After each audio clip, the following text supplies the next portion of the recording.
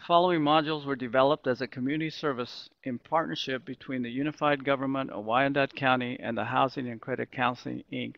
of Topeka, Kansas, HCCI. A series of 6 modules were developed by HCCI to address frequent and regular community issues that arise in the landlord-tenant arena.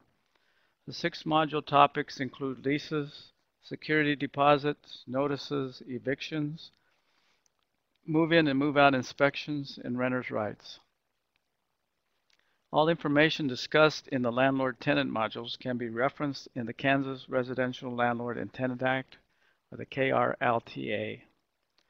To learn more about HCCI and HCCI services, including landlord-tenant information, publication and forms, or if you need to speak to a landlord and tenant counselor, please call 785-234-0217 or go to www.hcci-ks.org.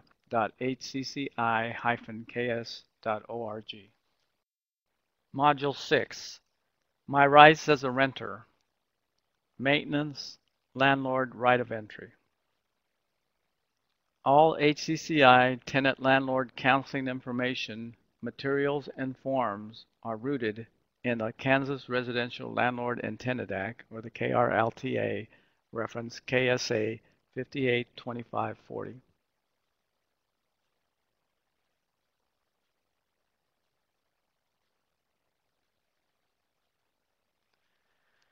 My rights as a renter, specifically maintenance and landlord right of entry, begins with KSA 582553, Duties of Landlord. Landlords are required to maintain systems and provide for adequate heat, running water, hot water, trash removal, and landlords are required to make repairs in a reasonable amount of time. The statute does not give a per hour of what reasonable amount of time is. Usually 24 hours is a reasonable amount of time. Regarding maintenance requests, HCCI encourages all individuals to make it a habit to document all landlord maintenance requests in writing. Document your maintenance requests in writing. Keep copies of all requests. Always keep copies of your requests. Per the statute, landlords are required to comply with applicable building and housing codes. Now, what does that mean? It differs from city to city. It can be a little different. So HCCI encourages you to call your local city code enforcement, your code compliance, if you have questions on whether or not your rental is up to code.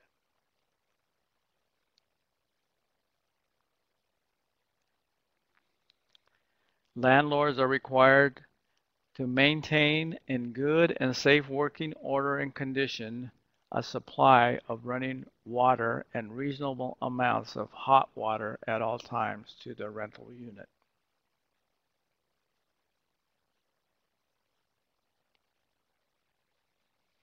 In regards to common areas, under Statute 58-2553A2, landlords are to exercise reasonable care in the maintenance of common areas such as hallways, laundry rooms, parking lots, playgrounds.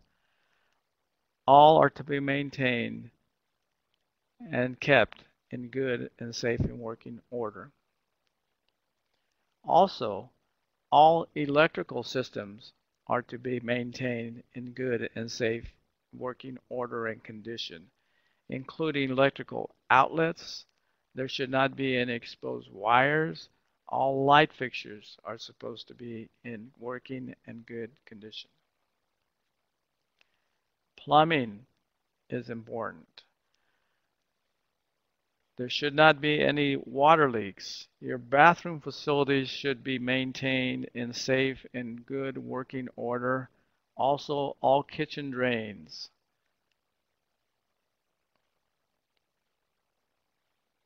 In the statute, it discusses sanitary.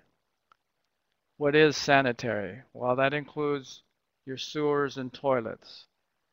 All of that should be open and in safe and working order. Heating. Landlords are required to provide adequate heating in their maintenance.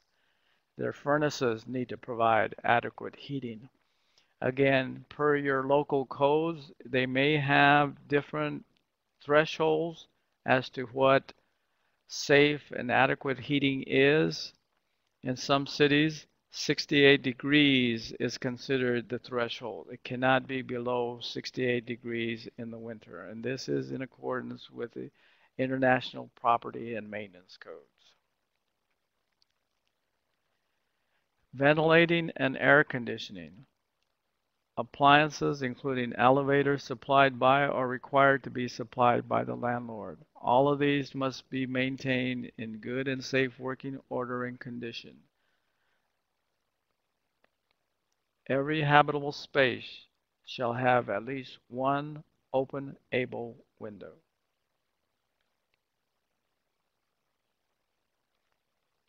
Landlords also required to have receptacles and conveniences for the removal of ashes, garbage, and rubbish. Basically, what this is saying is that landlords have to provide for trash removal.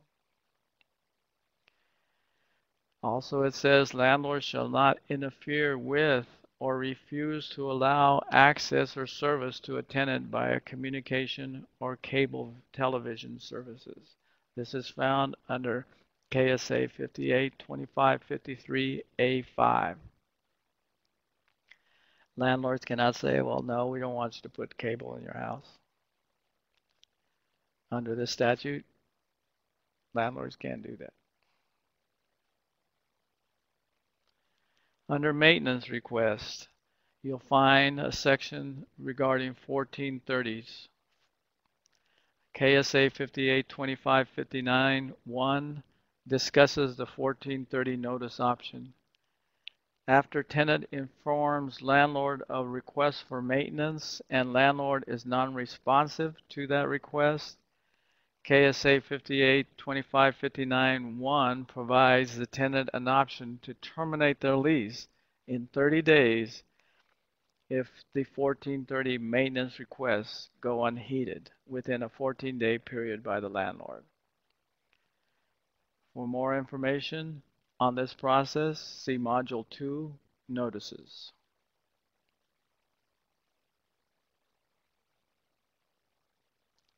Landlord's right to enter. Under KSA 582557, landlord's right to enter has limitations.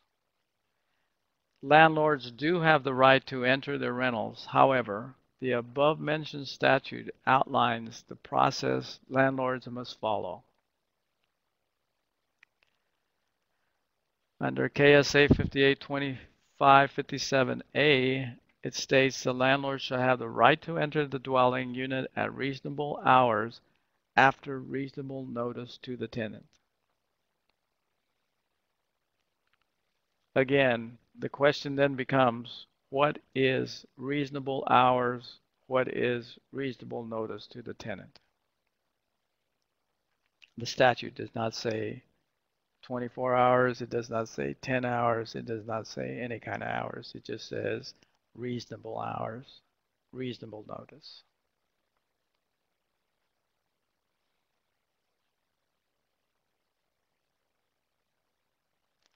Under that statute, 582557A, the landlord shall have the right to enter the dwelling after reasonable notice is given to a tenant in order to inspect the premises, make necessary or agreed repairs, supply necessary or agreed prospective or actual purchases, mortgages, tenants, workmen, etc. Landlords do have the right to enter, provided they give reasonable notice to their tenant for these types of activities.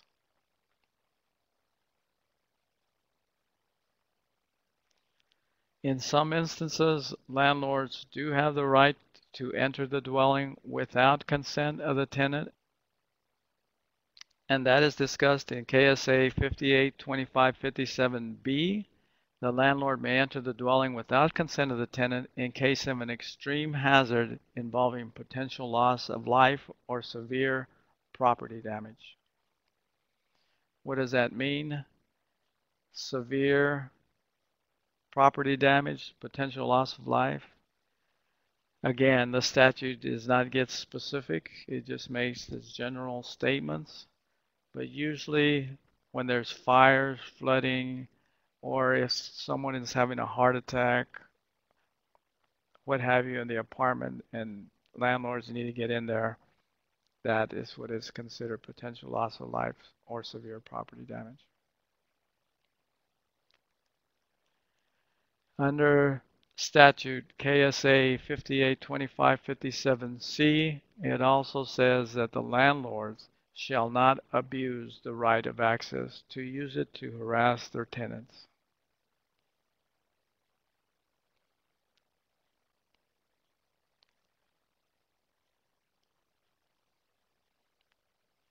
Under KSA 582558, landlord's right to enter. Unless otherwise agreed, the tenant shall occupy such a tenant's dwelling unit only as a dwelling unit. The rental agreement may require that the tenant notify the landlord of any anticipated extended absence from the premises in excess of 7 days, no later than the first day of the extended absence. If the landlord thinks property has been abandoned, the landlord might want to enter the property and assess habitability. Landlords will enter the property if they think it has been abandoned. If you have any questions regarding any of the information presented in my rights as a renter, maintenance, or landlord right of entry, please call the Housing and Credit Counseling, Inc. of Topeka at 785-234-0217 or visit our website at www.hcci-ks.org.